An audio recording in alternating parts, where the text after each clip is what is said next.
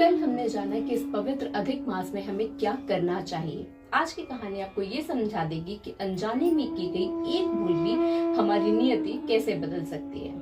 पद्म पुराण के अनुसार महाभारत की द्रौपदी अपने पूर्व जन्म में मेधावी ऋषि की अत्यंत सुंदर पुत्री थी। माता पिता के जाने के बाद वो बिल्कुल अकेली पड़ गई और एक अच्छे वर के लिए कठिन तपस्या करने लगी। तभी वहाँ ऋषि दुर्वासा आए। उन्होंने इस कन्या के दुख को देखकर कहा, पुत्री, तुम इस समय आ रहे पुरुषोत्तम मास यानी अधिक मास का व्रत करो। नारायण की कृपा से तुम्हारे सारे संकट दूर हो जाएंगे।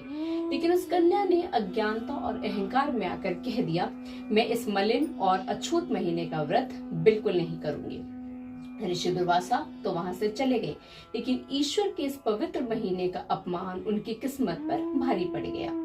अपनी इच्छा पूरी करने के लिए वो आगे और भी कठिन तप करने लगी। उनकी तपस्या से प्रसन्न होकर जब साक्षात भगवान शिव प्रकट हुए तो वो कन्या इतनी व्याकुल और घबरा गई कि उसने शिव जी से 5 बार कह दिया, मुझे पति चाहिए, मुझे पति चाहिए, यानी मुझे पति दीजिए।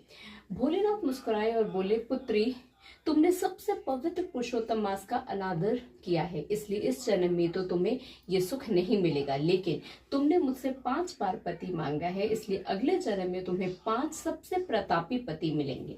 और वही ऋषि कन्या अगले जन्म में द्रौपदी बनी। ईश्वर के विधान और समय का कभी उपहास नहीं करना चाहिए। अधिक मास की अगली कहानी में जानेंगे हम उस प्रतापी राजा का सच जिसका अहंकार एक पल में टूट गया। कथा अच्छी लगी हो तो कमेंट में जय श्री कृष्णा जरूर लिखें और अगले पार्ट के लिए मुझे फॉलो करें। जय श्री कृष्णा।